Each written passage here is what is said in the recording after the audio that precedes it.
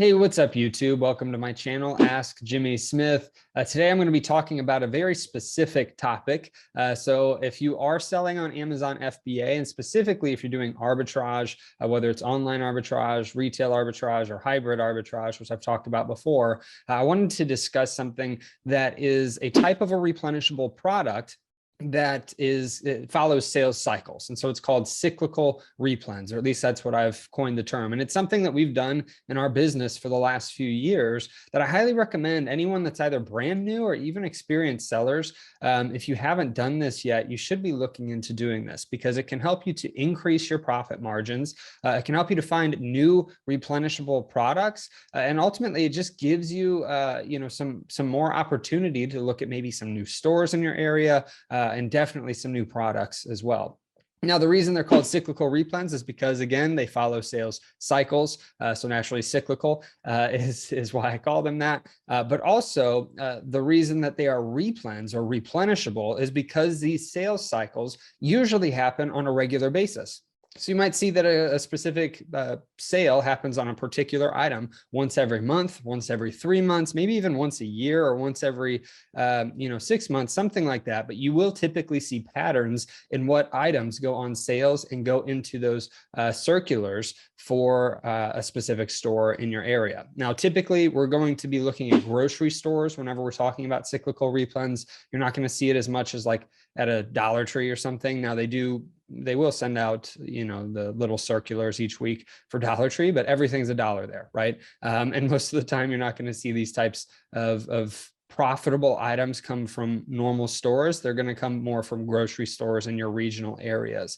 But you might be able to find them at other stores. So don't just discount other stores. Look at all their weekly sales cycles and make sure that you're checking them all out to see if there's some profitable items. Now, let me show you a couple different examples. I'm going to pull up my screen on how you can do this fairly easily. You can do it from your house. You can look anywhere in the country. If you're traveling somewhere, you can look up sales cycles for that area. It's pretty simple to do. So let me share my screen. Okay, so you can see my screen. I went to Kroger, and the reason I chose Kroger is because we don't have any in this area. So I found the closest one to us, which happens to be in Troy, Missouri.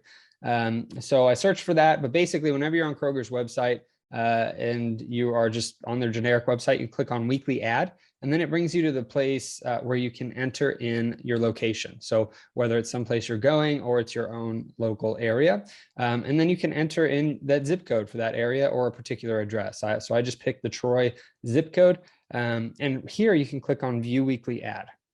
Now, again, these are sales cycles, so these aren't going to be regular replens that you'll be able to buy them at this price all the time. But if they run this sale every 3 months or every month, then you might be able to buy these at this price regularly. But you can also take these items, maybe at this price, they're just a bonus of profit. But typically, even at full price, they're replenishable products. So this gives you some more opportunity as well, just to look for regular replens in this method. Now, under the weekly ad, you just click the one for the week that you want to look at.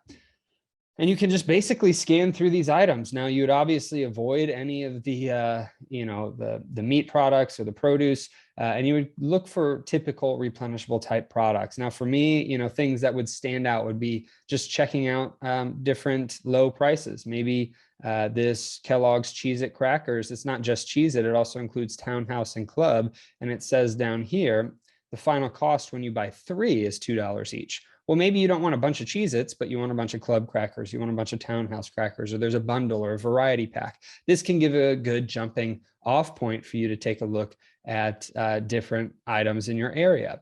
You can also, obviously, you're going to want to avoid anything that's perishable or frozen. Let's see. You can continue to look in, there's a bunch of different sections here. Chips you'd avoid probably because of the expiration dates, like regular chips like this.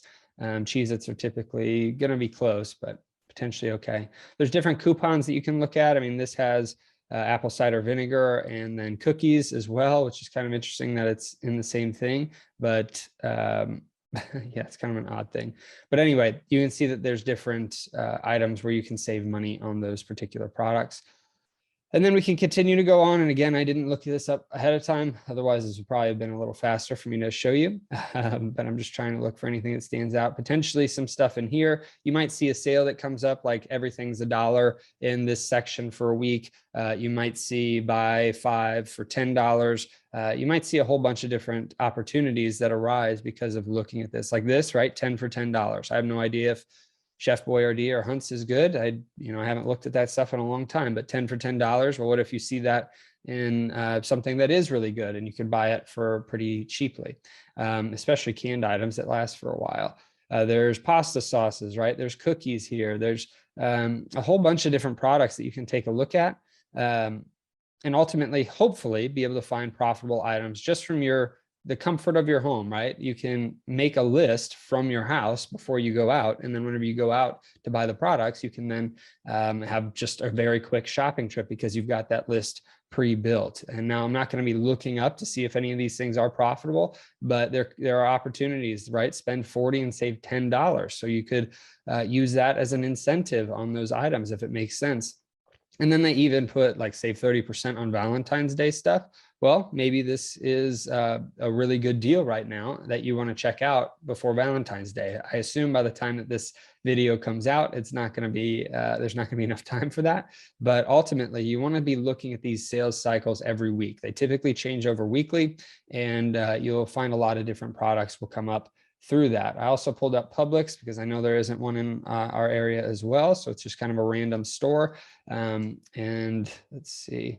Yeah, we've got the right weekly ad pulled up. And this actually has $10 off the purchase of one $50 gas card. So with the grocery purchase of $50 or more. So if you're going to be sourcing, you can also save 25%, but you can save 20% on your gas as well, which is kind of nice to see that, right? So if we weren't looking at these weekly ads, we would have missed that kind of stuff. Again, look at things like this. Maybe Sensodyne toothpaste at buy 2, get $2 off is good. You save $2 on 2. I'm not exactly sure what the price is there, but it could be something to keep in mind. Additionally, let's go over to some of the food that's non-perishable. There's a bunch of items in this ad.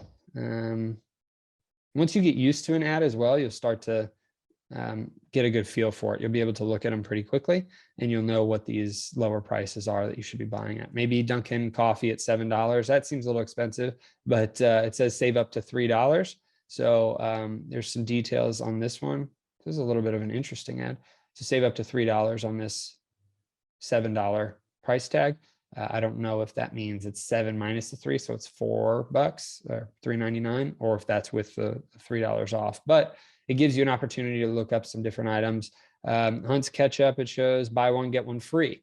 And then it even says save up to $1.65. So that means if it's buy one, get one free, then it probably costs $1.65, since that's how much you're going to be able to save up to. And that also applies for this mustard here. Duke's mayonnaise has buy one, get one free. I actually don't like this Publix ad because it keeps bumping up over it. I guess so you can just click see details and see the information. But yeah, it gives you a good opportunity to look for some different products. A bunch of buy one, get one frees in this section for your pantry, whether it's pasta or pasta sauce, or it's seasonings and recipe mixes, olives, all of that. So very helpful to be able to look for new products this way. Ritz crackers, popcorn, some peanuts and stuff, cashews, Coca-Cola products. So you can see, I mean, this keeps going, and you don't have to just stop with the food.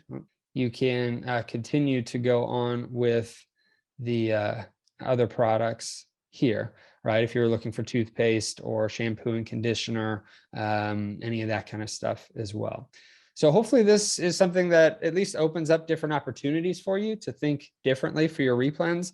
It gives you an idea to ultimately take a look at different products that are out there that maybe you never did take the chance to look at because they're typically too expensive. Well, maybe with some of these deals, you can save some money doing that. Actually, when we used to fly out and find over 70 replens in a day, and we do that training in person, we would always take a look at circulars and teach on cyclical replens, because that was something that would help us to find products up front that would save them more money, right? It was something that would end up being a replen on different sales cycles. So this is a shorter video in comparison to some of my other YouTube videos, but I hope that this helped you. Please post your comments below. Let me know if you have any questions on cyclical replens and why that they're good to continue to look into, or if you have any other experience with them. But thank you so much for watching this. Please like, comment, share, subscribe, all that kind of stuff, and look forward to posting another video soon. Have a good one.